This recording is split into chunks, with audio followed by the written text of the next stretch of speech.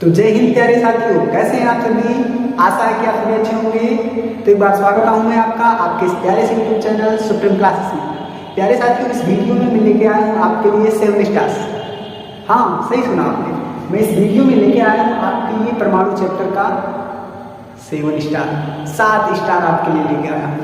जैसा कि आपको ये भी पता होगा कि ये परमाणु चैप्टर का 3rd लेक्चर है। इससे पहले वाले लेक्चर में हम लोगों ने कई चीज़ों को पढ़ा, लेकिन इस लेक्चर में हम लोग 7 स्टार्स की बात करेंगे। वो 7 स्टार्स क्या है आपके सामने वो भी लिखे हुए हैं। पहला देखिए परमाणु क्रमांक एटॉमिक नंबर, दूसरा है द्रव्यमान संख्या मास नंबर, तीसरा है परमाणु भर एटॉमिक मास, चौथा है न्यूक्लियस क्या होते हैं, पांचवा है समस्थानिक आइसोटॉप्स, छठवां है समभारी आइसोटोप्स और सातवां हमारा है समन्यूट्रॉनिक आइसोटोप्स। ये सब क्या होते हैं और इनका परमाणु चैप्टर में क्या रोल होता है, तो मैं आपको इसी समय बता दे रहा हूँ कि इन 7 स्टार्स का परमाणु में एक अहम रोल है। इन 7 स्टार्स को हम बिल्कुल डीपली से समझेंगे। तो देर किस बात की, उठाइए कॉपी और पेन, कहीं कोने में शांति से बैठ जाइए। ओके, तो देखिए सबसे पहला जो हमारा है पॉइंट वो है परमाणु क्रमांक। तो हम लोग इसी पे चर्चा कर लेते हैं और परमाणु क्रमांक की हमें आवश्यकता क्यों पड़ी इसकी भी चर्चा कर लेते हैं। चलिए बाकी सब मिटा दे रहे हैं, कॉपी में आप इन सब पॉइंट्स को नोट कर लीजिए, 7 पॉइंट्स नोट कर लीजिए, नोट कर लिए बिल्कुल। चलिए तो हमारा देखिए परमाणु क्रमांक में एटॉमिक मास, पहला पॉइंट, पहला टॉपिक या फिर पहला स्टार को मिटा दे, स्टार को तो मिटा नहीं सकते, मिटा दे। अब हम लोग बात कर लेते हैं कि हमें परमाणु क्रमांक की आवश्यकता क्यों पड़ी और परमाणु क्रमांक किसमें लागू होता है, तत्व में लागू होता है। तत्वों के लिए परमाणु क्रमांक बनाए गए। आपको यह बात तो पता ही होगी कि अब तक 118 तत्वों की खोज हो चुकी है। टोटल कितने तत्व हो चुके हैं, टोटल एलिमेंट 118 तत्वों की खोज अब तक हो चुकी है वर्तमान समय में। आगे और भी तत्वों की खोज होगी, इसकी कोई गारंटी नहीं, हो सकता है। अब इन 118 तत्वों में पहला नंबर कौन तत्व लेगा, दूसरा नंबर कौन तत्व लेगा, मतलब पहले नंबर पर कौन सा तत्व आएगा, दूसरे नंबर पर कौन सा तत्व आएगा, तीसरे नंबर पर कौन सा तत्व आएगा। इस समस्या का समाधान करने के लिए हमें परमाणु क्रमांक की आवश्यकता पड़ी। हमें किसकी आवश्यकता पड़ी, परमाणु क्रमांक की आवश्यकता पड़ी। अब ये परमाणु क्रमांक कैसे पता किया गया, कैसे प्रत्येक तत्व को उसका परमाणु क्रमांक दिया गया, इसकी चर्चा करते हैं। तो देखिए 118 तत्वों में से प्रत्येक तत्व को लिया गया। अब उसमें किया क्या गया, प्रत्येक तत्व पर रिसर्च किए गए, कई एक्सपेरिमेंट किए गए। एक्सपेरिमेंट करने के बाद हमें ये पता चला कि जो तत्व का गुण होता है, किसका गुण, तत्व का जो गुण होता है, तत्व के परमाणु के अंदर पाए जाने वाले प्रोटॉनों के संख्या पर निर्भर करता था। जो एलिमेंट्स के क्वालिटी होते थे किस पर निर्भर करते थे, उस तत्व के परमाणु के अंदर पाए जाने वाले प्रोटॉनों की संख्या पर। लिख दे रहे हैं, तत्व का जो गुण होता है, तत्व का गुण उस तत्व के परमाणु के अंदर पाए जाने वाले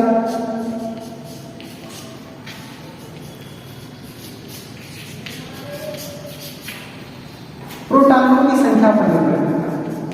यह एक्सपेरिमेंट के दौरान पाया गया।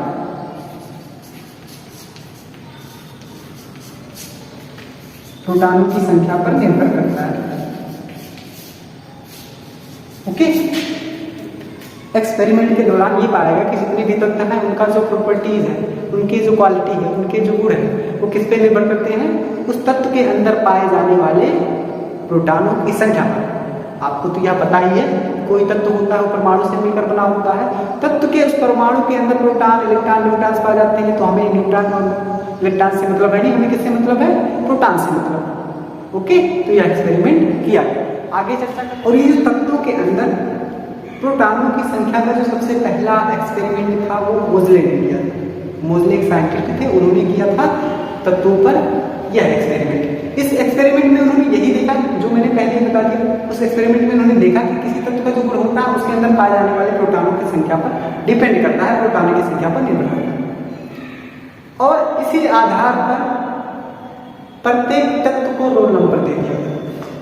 तो आप लोग सोच रहे होंगे कि अभी तक तो क्लास में बच्चों को रोल नंबर दिया जाता था, अब भाई साहब तत्वों को रोल नंबर देने की क्या आवश्यकता पड़ेगी? तो क्या आपको लग नहीं रहा है कि अब तक 118 तत्व ज्ञात हो चुके हैं? अब उन 118 तत्वों में पहले नंबर पर कौन आएगा, दूसरे नंबर पर कौन आएगा, तीसरे नंबर पर, ये समस्या है ना। तो मोज़ले ने प्रत्येक तत्वों को रोल नंबर दे दिया और उस रोल नंबर को विशेष नाम जानते हैं, परमाणु क्रमांक। क्या नाम दिया गया? परमाणु क्रमांक। इसी पे चर्चा करते हैं, परमाणु क्रमांक। मोस्ट इंपॉर्टेंट टॉपिक परमाणु क्रमांक, ये हमारा पहला है। Atomic number, okay. अब जैसे आपको पता होगा कि क्लास में रोल नंबर किस आधार पर दिया जाता है बच्चों? जो बच्चा रेगुलर पढ़ने आता है उसका रोल नंबर 1 कर दिया जाता है, ज्यादा। उससे कम जो पढ़ने आता है उसका रोल नंबर 2 कर दिया जाता है। उससे कम जो आता है रेगुलर पढ़ने, उसका रोल नंबर 3 कर दिया जाता है। शायद इसी आधार पर रोल नंबर दिया जाता है लगभग सभी क्लासों में। तो बच्चों को रोल नंबर उनके रेगुलरिटी के आधार पर दिया जाता है, लेकिन तत्वों को रोल नंबर किस आधार पर दिया गया? प्रोटॉनों की संख्या के आधार पर। किस आधार पर? प्रोटॉनों की संख्या के आधार पर। अब भाई साहब परमाणु में रोल नंबर तो कह नहीं सकते, उसको कहेंगे परमाणु क्रमांक। मतलब जो परमाणु क्रमांक था किस आधार पर दिया गया प्रत्येक तत्व को? उनके अंदर पाए जाने वाले प्रोटॉनों के संख्या के आधार पर। कहने का मतलब छोटा सा है कि अगर किसी तत्व के अंदर एक प्रोटॉन पाया जाए तो उस तत्व का परमाणु क्रमांक रोल नंबर 1 होगा। क्या मैंने कहा कि किसी तत्व के परमाणु के अंदर अगर एक प्रोटॉन पाए जाएंगे तो जो उसका परमाणु क्रमांक होगा, रोल नंबर होगा, 1 होगा। उसके अंदर अगर 2 प्रोटॉन्स पाए जाते हैं, 2 प्रोटॉन्स पाए जाते हैं तो उनका जो परमाणु क्रमांक होगा 2। तो यदि आपसे कोई पूछे परमाणु क्रमांक क्या है तो बता पाएंगे? बिल्कुल बता पाएंगे। कैसे बताएंगे? आप उनसे यही बताइएगा कि किसी तत्व के परमाणु के, क्योंकि तत्व परमाणु से बने होते भाई साहब, किसी तत्व के परमाणु के अंदर पाए जाने वाले प्रोटॉनों की संख्या, प्रोटॉनों की संख्या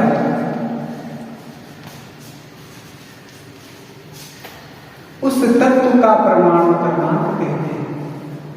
उस तत्व का परमाणु क्रमांक कहते हैं, ओके। किसे कहेंगे परमाणु क्रमांक? किसी तत्व के अंदर पाए जाने वाले प्रोटॉनों की संख्या ही उस तत्व का क्या होता है? परमाणु क्रमांक। अब देखिए भाई साहब, परमाणु क्रमांक को जेड से डिनोट करते हैं, तो आप लिखेंगे, आपको बताएंगे उसको कि परमाणु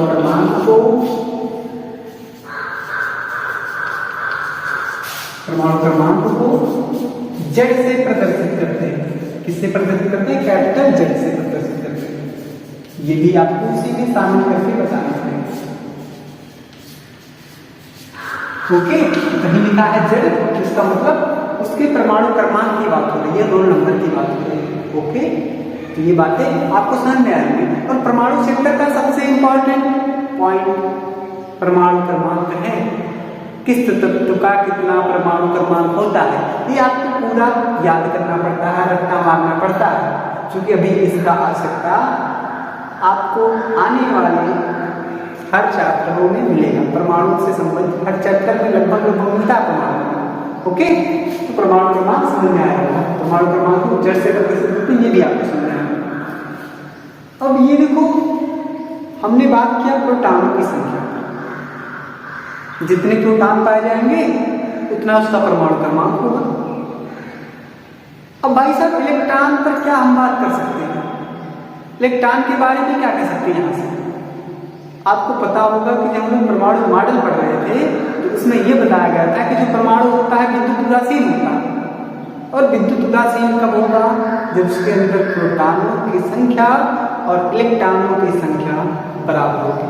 प्रोटॉनों की संख्या और इलेक्ट्रॉनों की संख्या बराबर होगी, ओके। अब भाई साहब यहाँ प्रोटॉन जितने होंगे उतना ही उसका परमाणु क्रमांक होगा। तो क्या हम कह सकते हैं कि जितने प्रोटॉन होंगे उतने ही उसका परमाणु क्रमांक होगा और उतने ही इलेक्ट्रॉन होंगे। बिल्कुल कर सकते। अब आप लोग सोच रहे होंगे तत्वों की संख्या 118 है, हम किसका किसका परमाणु क्रमांक याद करके घूमेंगे। तो मैं आपको बताता चलूं कि आपको 118 की तो नहीं, लेकिन मिनिमम कम से कम 20 तक तत्वों का परमाणु क्रमांक याद होना ही चाहिए। अब कहेंगे नहीं याद करेंगे, क्या कर लोगे आप? तो भाई साहब हम तो कुछ नहीं कर पाएंगे, लेकिन जो परमाणु चैप्टर है वो परमाणु बम बन के आपके ऊपर गिरेगा, तो इससे अच्छा है कि याद नहीं करेंगे भाई साहब। अब भाई साहब अगर आप 1 से 20 तक याद नहीं करेंगे तो आपको अनेक समस्याओं का सामना करना पड़ेगा। जैसे अगर आपकी इच्छा है कि हम संयोजकता निकालना सीख जाएं, आपकी इच्छा है कि हम किसी तत्व के इलेक्ट्रॉनिक विन्यास निकालना सीख जाएं, तो बिल्कुल नहीं सीख पाएंगे अगर आप परमाणु क्रमांक नहीं याद करेंगे तो। ओके, तो याद कर लेंगे, यार इतना झंझट नहीं उठाएंगे, याद कर लेंगे, समस्या दूर हो जाएगी। तो भाई साहब जो पहला तत्व है जिसका रोल नंबर 1 है, परमाणु क्रमांक 1 है, वो है हाइड्रोजन। हाइड्रोजन का परमाणु क्रमांक 1, मतलब इसके अंदर एक प्रोटॉन पाए जाते हैं, तभी इसका एक रोल नंबर हुआ होगा, एक परमाणु क्रमांक हुआ होगा।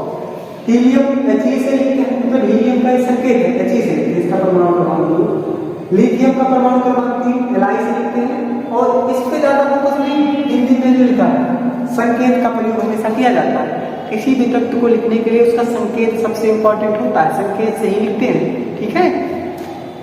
उसी प्रकार देखिए बेरिलियम का B से लिखते हैं, 4 होता है परमाणु क्रमांक। बोरान का परमाणु क्रमांक 5 B से लिखते हैं। कार्बन का परमाणु क्रमांक 6 कार्बन C से लिखते हैं। नाइट्रोजन का परमाणु क्रमांक 7 N से लिखते हैं। ऑक्सीजन का परमाणु क्रमांक 5 किससे लिखते हैं? O से लिखते हैं। उसी प्रकार देखिए सल्फर का, क्लोरीन का, आर्गन का, पोटेशियम का, कैल्शियम का, सबका आपको याद होना चाहिए। यहाँ तक कैल्शियम तक याद होना चाहिए। याद करेंगे ना, बिल्कुल याद करना पड़ेगा, नहीं तो मार दिएगा। तो जल्दी जल्दी नोट करिए और इस पूरे को याद कर लीजिएगा। अगर परमाणु से जितने भी भय हैं उनको मिटाने के लिए, ओके। तो उम्मीद है परमाणु क्रमांक आपके भेजे में घुसा होगा, समझ में आया ना? बिल्कुल आया होगा। अब हम लोग बात कर लेते हैं दूसरे नंबर पर द्रव्यमान संख्या के बारे में। परमाणु के द्रव्यमान संख्या दिख रहा है, परमाणु का जो द्रव्यमान संख्या बोले तो मास नंबर। अब ये कौन सी चीज है? मास नंबर क्या होता है, द्रव्यमान संख्या क्या होता है? तो आपने पढ़ा होगा कि जितने भी परमाणु होते हैं उनका कुछ ना कुछ द्रव्यमान होता है, बिल्कुल पढ़े होंगे। और आपने ये भी देखा कि परमाणु का जो समस्त द्रव्यमान होता है परमाणु के नाभिक में होता है। परमाणु का समस्त द्रव्यमान कहाँ होता है? परमाणु के नाभिक में होता है। बहुत से मॉडल में आपने देखा कि परमाणु का समस्त द्रव्यमान होता है इसके नाभिक में होता है, और इस नाभिक में धनावेशित भाग पाया जाता है। कहने का मतलब ये नाभिक होता है प्रोटॉन और न्यूट्रॉन से मिलकर बना होता है। ये बात आप लोग समझते होंगे। नाभिक प्रोटॉन और न्यूट्रॉन से मिलकर बना होता है, और उसका पूरा द्रव्यमान कहाँ पाया जाता है? इसी नाभिक में पाया जाता है। मतलब जो द्रव्यमान संख्या का संबंध है वो कहीं ना कहीं इसी नाभिक से ही है, बिल्कुल इसी नाभिक से। देखिए द्रव्यमान संख्या होता क्या है? किसी परमाणु के अंदर पाए जाने वाले प्रोटॉनों और न्यूट्रॉनों का संख्या का जो योगफल होगा, जो योग होगा, वही कहलाता है द्रव्यमान संख्या। क्या कहलाता है? द्रव्यमान संख्या। मतलब जो द्रव्यमान संख्या होता है A, द्रव्यमान संख्या को A से लिखते हैं, वो बराबर होता है P प्लस N, जहाँ भाई साहब P तो प्रोटॉन है और N क्या है? न्यूट्रॉन। मतलब कि हमें किसी परमाणु का प्रोटॉनों की संख्या पता हो जाए और न्यूट्रॉनों की संख्या पता हो जाए तो द्रव्यमान संख्या को जोड़ ही डालेंगे। मतलब द्रव्यमान संख्या पता कर लेंगे और क्या बनेगा? प्रोटॉनों की संख्या पता हो जाए, न्यूट्रॉनों की संख्या पता हो जाए, दोनों को जोड़ के हम किसका मान बता सकते हैं? द्रव्यमान संख्या की बात बता सकते हैं, द्रव्यमान संख्या को बता सकते हैं। मतलब कि अगर किसी परमाणु के अंदर 5 प्रोटॉन है और 3 न्यूट्रॉन है, तो उसका द्रव्यमान संख्या कितना होगा? 8 होगा। कितना होगा? 8 होगा। ओके, आप डिफिनेशन लिखिए द्रव्यमान संख्या की। द्रव्यमान संख्या क्या होगी? किसी तत्व के परमाणु के अंदर ही पाया जाता है, अंदर पाए जाने वाले प्रोटॉन तथा न्यूट्रॉन की संख्या का योग, संख्या का योग उस तत्व का द्रव्यमान संख्या कहलाता है। उस तत्व का कहलाता है द्रव्यमान संख्या कहलाता है। और इसको लिखते किससे हैं? किससे प्रदर्शित करते हैं? इसको देखो है नहीं लिखा, आप लिख लिखिए। इसको ए से प्रदर्शित करते हैं, ए से प्रदर्शित करते हैं। ओके, प्रदर्शित करते हैं। ऐसे समय लगता है ना, समय को बचाना है। किसी तत्व के परमाणु के अंदर प्रोटॉन और न्यूट्रॉन की संख्या के योग को उसका द्रव्यमान संख्या कहेंगे। द्रव्यमान संख्या को ऐसे लिखते हैं। अब देखिए ए बराबर किसकी होगा? T plus N। अच्छा एक बात बताओ भाई साहब, प्रोटॉनों की संख्या को किसके नाम से जानते हैं? परमाणु क्रमांक के नाम से जानते हैं, है ना। अभी भी हमें तुरंत बात किया पहले इससे, प्रोटॉनों की संख्या को रोल नंबर परमाणु क्रमांक कहते हैं।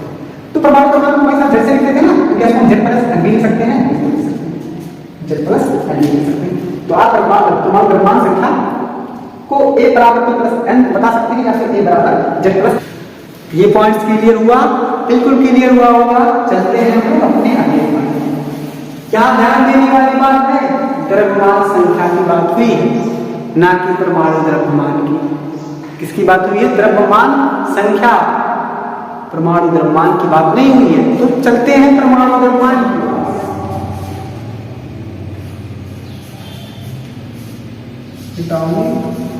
मास, ओके, इसकी बात किया।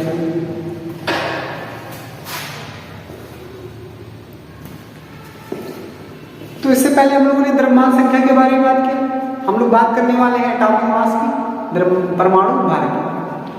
अब आप यहाँ कंफ्यूज में होंगे, द्रव्यमान संख्या तो बता दी, ये भी उसी से मिलता जुलता रहा, तो भाई साहब इसमें अंतर क्या? ज्यादा अंतर नहीं। द्रव्यमान संख्या और परमाणु भार नियर बाई इक्वल होते हैं, लगभग बराबर होते हैं। किसी तत्व का द्रव्यमान संख्या उस तत्व के परमाणु भार के बराबर होता है, लेकिन लगभग में होता है। और लगभग में होने के कारण उसको हम जनरली बराबर मान लेते हैं। ठीक है, तो आप कह सकते हैं कि परमाणु भार द्रव्यमान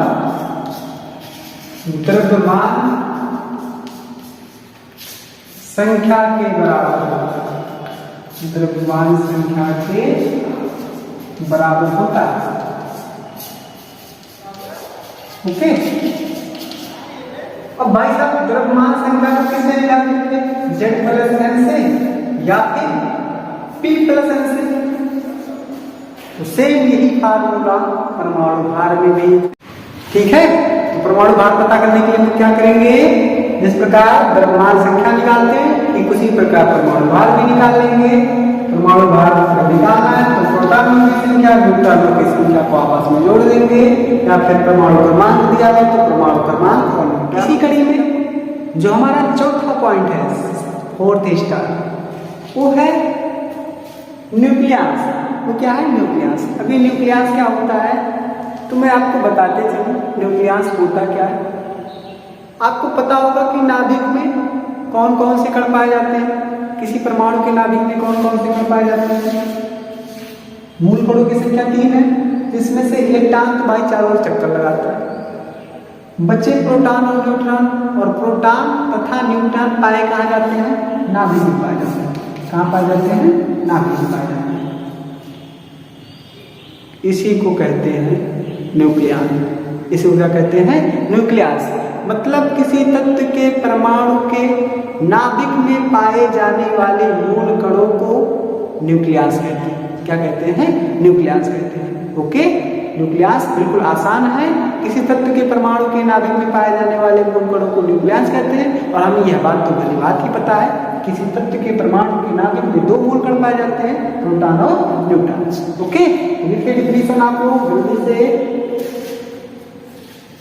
किसी तत्व के परमाणु के नाभिक में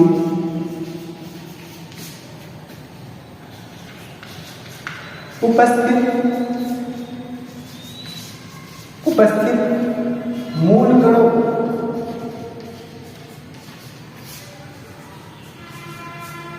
न्यूक्लियस। ओके, न्यूक्लियस क्लियर हुआ होगा। प्रोटॉन और न्यूट्रॉन कहाँ पाए जाते हैं? परमाणु के नाभिक में पाए जाते हैं, इसी को न्यूक्लियस बोला जाता है सम्मिलित रूप से। ओके, उम्मीद है आपको चारों टॉपिक्स क्लियर हुए होंगे। बिल्कुल, परमाणु क्रमांक क्या होता है, द्रव्यमान संख्या क्या होता है, परमाणु भार क्या होता है, न्यूक्लियस क्या होता है, ये बिल्कुल आपको क्लियर होगा। इसको क्लियर करने के बाद आपके लिए उपहार पीछे दिख रहा होगा, एक सवाल आपके लिए है। इसमें दिया है कि तीन तत्वों का द्रव्यमान संख्या 45 है। कोई तीन तत्व है, उनमें से प्रत्येक का द्रव्यमान संख्या 45 है। उसके बाद भी आगे देखिए दिया है उनके परमाणु क्रमांक, बोले तो प्रोटॉनों की संख्या क्रमशः 20, 21 और 22 है। हमें क्या ज्ञात करना है? न्यूट्रॉनों की संख्या ज्ञात करना है। क्या ज्ञात करना है? न्यूट्रॉनों की संख्या ज्ञात करना है। बड़ा ही मजेदार है। देखो, द्रव्यमान संख्या में दिया है। भाई साहब, द्रव्यमान संख्या किससे लिखते हैं? बोल दीजिए ए से, मेरा नाम ए से लिखते हैं। ए का मान कितना दिया है? 45 है ना भाई साहब। पहले तत्व का माना, पहला तत्व, पहले तत्व का लिख लेते हैं। पहले तत्व का जो परमाणु क्रमांक है T1 मानते हैं, परमाणु क्रमांक Z1 मान लेते हैं भाई साहब, Z1 परमाणु क्रमांक को जैसे लिखते हैं Z1 20 है, और Z2 का मान कितना है? 21 है। Z3 का मान कितना है? 22। हमें पता क्या करना है? न्यूट्रॉनों की संख्या पता करना है, मीन्स n का मान पता करना है।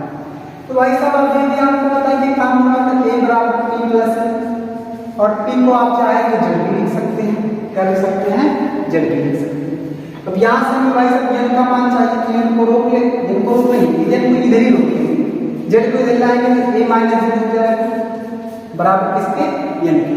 मतलब हम, अगर आप न्यूट्रॉन की संख्या पता करना चाहते हैं, क्या पता करना चाहते हैं न्यूट्रॉन की संख्या, तो उसके द्रव्यमान संख्या में से उसका परमाणु क्रमांक घटा दें। तो इसको इस प्रकार भी तो लिख सकते हैं, n = A minus Z। Okay, ये फार्मूला। अब आपको चाहिए n का मान, तो तीन तत्व दिख रहे होंगे आपको, तो n1, n2 और n3 का मान आपको पता करना होगा। मतलब पहले तत्व में कितने न्यूट्रॉन्स होंगे, दूसरे तत्व में कितने और तीसरे तत्व में। तो पहले का पता करना, तो n1 मान लेते हैं। A का मान तो भाई साहब फिक्स है, तो n1 बराबर A 45 है। क्या घटाएंगे? इसमें से क्या घटाएंगे? Z1 ही तो घटाएंगे, क्योंकि हमें पहले तत्व के अंदर उपस्थित प्रोटॉन में न्यूट्रॉन की संख्या पता करना है। पहले तत्व के अंदर उपस्थित न्यूट्रॉन की संख्या पता करना है, तो क्या घटाएंगे? पहले तत्व का परमाणु क्रमांक घटाएंगे। पहले तत्व का परमाणु क्रमांक क्या है? 20। 45 में से 20 घटाएंगे, क्या आएगा भाई साहब? 25 ही तो आएगा, बिल्कुल 25 आएगा। यानी कि पहले तत्व के अंदर कितने न्यूट्रॉन्स हैं? 25 न्यूट्रॉन्स। अगला देखो, n2 का मान पता करना, n2 बराबर क्या हो जाएगा? A माइनस Z2 हो जाएगा। A का मान 45, Z2 का मान 21, घटा लीजिए, आएगा 24। कितने न्यूट्रॉन्स? 24 न्यूट्रॉन। ये कौन बताएगा? आप बताएंगे। जल्दी से करिए, तुरंत कमेंट करिए आंसर आया कि नहीं। Z3 का मान 22 है, तो n3 का मान क्या होगा? बिल्कुल हलवा सा सवाल करके बताइए। तो इसी कड़ी में इस छोटे से टॉपिक पर भी चर्चा कर लेते हैं। देखिए टॉपिक क्या है, क्या है? परमाणु क्रमांक और द्रव्यमान संख्या का प्रदर्शन, या फिर परमाणु क्रमांक और द्रव्यमान संख्या का निरूपण कैसे करें। जैसे किसी तत्व के लिए उसका परमाणु क्रमांक भी लिखना है और उसका द्रव्यमान संख्या भी लिखना है, तो कैसे लिखेंगे उसको? तो उसके लिए देखिए एक चीज होता है, ऐसे होता है x, एक्स के बाएं तरफ नीचे की ओर होता है जेड। आपको ये तो पता ही होगा कि परमाणु क्रमांक को जेड से लिखते हैं और द्रव्यमान संख्या को ए से लिखते हैं। और एक्स के बाएं ही तरफ ऊपर लिखा रहता है, मतलब किसी तत्व का परमाणु क्रमांक और द्रव्यमान संख्या दोनों एक साथ लिखना है तो क्या करेंगे, उस तत्व को लिख लेंगे इसके स्थान पे और उसी के बाएं तरफ नीचे उसका परमाणु क्रमांक लिख लेंगे और उसके ऊपर अगर हमें द्रव्यमान संख्या लिखना है तो कहाँ लिखेंगे, उसके ऊपर इस तरफ बाएं तरफ। ओके, जैसे देखिए आपको पता होगा ऑक्सीजन का द्रव्यमान संख्या बी, परमाणु क्रमांक कितना होता है 8। ऑक्सीजन का परमाणु क्रमांक कितना होता है 8। ऑक्सीजन लिखेंगे उसी के तुरंत नीचे छोटा सा बनाएंगे, थोड़ा बड़ा लिख दिया, छोटा सा 8 लिख देंगे। द्रव्यमान संख्या भी लिखना है तो उसके ऊपर छोटा सा, ऑक्सीजन का द्रव्यमान संख्या 16 होता है, 16 कुछ होता है लेकिन इसको 16 ही मान लिया जाता है। ओके, इस प्रकार हम किसी तत्व का परमाणु क्रमांक और द्रव्यमान संख्या निरूपित करते हैं।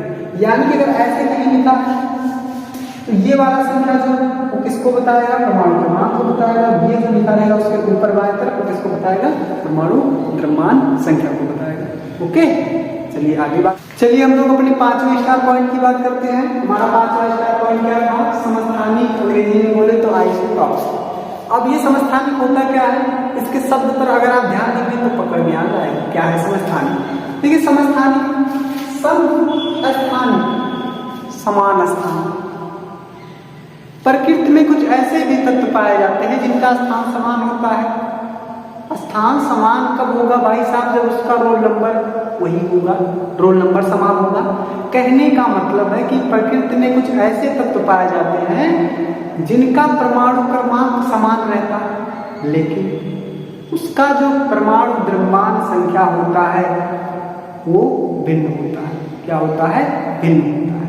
ओके, प्रकृति में कुछ ऐसे तत्व पाए जाते हैं जिनका परमाणु क्रमांक समान होता है परंतु द्रव्यमान संख्या भिन्न होता है, उसको कहते हैं समस्थानिक। ऐसे तत्वों को कहते हैं समस्थानिक। तो लिखिएगा ऐसे तत्व जिनका परमाणु क्रमांक समान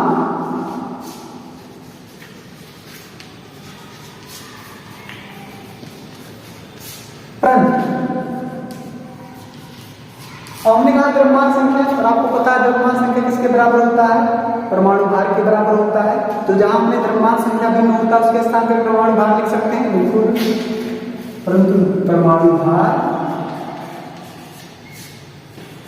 या फिर इसको कहते हैं द्रव्यमान संख्या भिन्न होता है, भिन्न होता है। ओके, अब जैसे आपको पता होगा, पता नहीं होगा, बता रहे हैं, हाइड्रोजन के 3 समस्थानिक होते हैं। एक होता है प्रोटियम, एक होता है ड्यूटेरियम और तीसरा होता है ट्राइटियम। ओके, इसका संकेत क्या है, हाइड्रोजन तो भाई H होगा, इसका भी H होगा, इसका भी H होगा। हाइड्रोजन है तो परमाणु क्रमांक 1 होगा, रोल नंबर 1 होगा, इसका भी रोल नंबर 1 होगा। लेकिन हमने कहा कि अगर समस्थानिक है तो इसका परमाणु क्रमांक तो समान होगा लेकिन परमाणु भार या फिर द्रव्यमान संख्या भिन्न भिन्न होगा। तो द्रव्यमान संख्या को यही तो लिखते हैं ऊपर। तो जो प्रोटियम होता है उसका द्रव्यमान संख्या 1 ही होता है, लेकिन जो ड्यूटेरियम होता है उसका द्रव्यमान संख्या 2 हो जाता है और जो ट्राइटियम होता है उसका द्रव्यमान संख्या 3।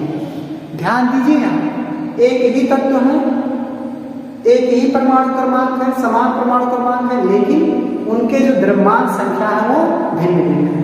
तो ऐसे तत्वों को हम कहते हैं समस्थानिक। क्या बोलते हैं, समस्थानिक। ओके, अगले पॉइंट से ओर चला जाए। चलिए अगला पॉइंट हम लोगों का है संभारी। इसको कई संभारी भी कहा रहता है, सेवन स्टार्टिंग 6 स्टार संभारी, आइसोबार्स, आइसोबार्स। अब देखिए संभारी क्या होता है, इसके शब्द पर गौर फरमाइएगा जरा।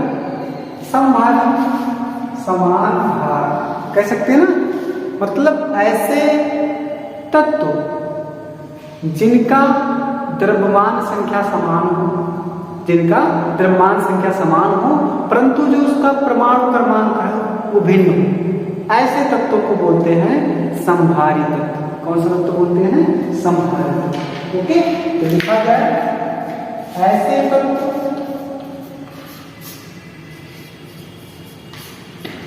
जिनका द्रव्यमान संख्या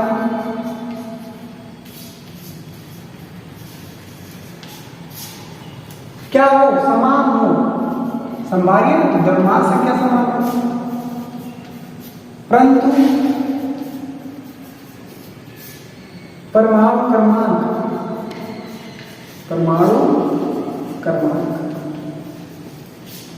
भिन्न भिन्न हो, ऐसे तत्वों को हम लोग बोलते हैं समभारी। उदाहरण के लिए आप देख सकते हैं, देखिए एक होता है आर्गन और एक होता है कैल्शियम। आर्गन का परमाणु क्रमांक 18, कैल्शियम का परमाणु क्रमांक 20 होता है, ये आपको याद रखना पड़ेगा। आर्गन का द्रव्यमान संख्या होता है 40 और कैल्शियम का भी द्रव्यमान संख्या होता है 40। आप लोग देख रहे होंगे परमाणु क्रमांक भिन्न भिन्न है, परमाणु क्रमांक भिन्न भिन्न, द्रव्यमान संख्या दोनों का समान है, द्रव्यमान संख्या समान है। तो इन दोनों तत्वों को क्या बोलेंगे? समभारी ही तो बोलेंगे। क्या बोलेंगे? समभारी बोलेंगे, आइसोबार्स बोलेंगे। ओके, अगले पॉइंट को रोक किया जाए और वो हमारा अंतिम पॉइंट होगा समन्यूट्रॉनिक। अगला हमारा 7 स्टार समन्यूट्रॉनिक।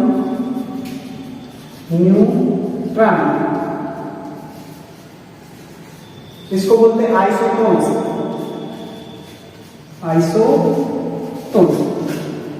समन्यूट्रॉनिक, न्यूट्रॉन समझ रहे हैं ना बाबू? बिल्कुल समझ रहे होंगे। ऐसे तत्व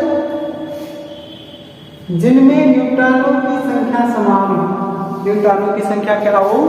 समान हो, उन तत्वों को हम लोग बोलते हैं समन्यूट्रॉनिक। लिखना चाहेंगे? बिल्कुल लिखना चाहते हैं, तो लिख लीजिए। देर किस बात की? ऐसे तत्व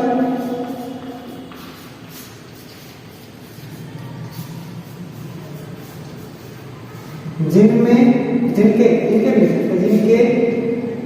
न्यूट्रॉन बराबर होते हैं या फिर न्यूट्रॉनों की संख्या बराबर होती है, क्या कहलाते हैं? आइसोटोन्स कहलाते हैं। क्या कहलाते हैं? आइसोटोन्स कहलाते हैं। ओके, उदाहरण भी आप लोग देखना चाहते होंगे तो देख लीजिए। हमने देखा ड्यूटेरियम जो हाइड्रोजन का समस्थानिक है, परमाणु क्रमांक 1, लेकिन द्रव्यमान संख्या उसका हो जाता है 2। एक एग्जाम्पल है हीलियम दूसरे नंबर पर आता है, परमाणु क्रमांक 2, लेकिन इसका द्रव्यमान संख्या होता है 3। अब हमें पता करना है कि क्या इनके न्यूट्रॉनों की संख्या बराबर है।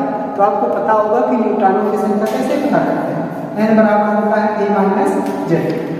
फार्मूले का डेरिवेशन करवाए इससे पहले, लेकिन पहले में पता करिए a का मान है 2 और z का मान है 1। 2 में से 1 घटाएंगे क्या आएगा? 1 ही तो आएगा। इसी प्रकार दूसरे में देखिए a में से z घटाना है, a का मान 3, z का मान 2, 3 में से 2 घटाएंगे क्या आएगा? 1 आएगा। मतलब इसमें भी न्यूट्रॉन की संख्या कितनी है? 1, और इसमें भी न्यूट्रॉन की संख्या कितनी है? 1। मतलब ये दोनों ऐसे तत्व हैं जिनमें न्यूट्रॉनों की संख्या समान है। सो ऐसे तत्वों को क्या बोलेंगे? आइसोटोन्स बोलेंगे, समन्यूट्रॉनिक बोलेंगे। ओके, तो उम्मीद है आपको इन सभी टॉपिक्स पर एक बेहतर तरीके से पकड़ बना होगा।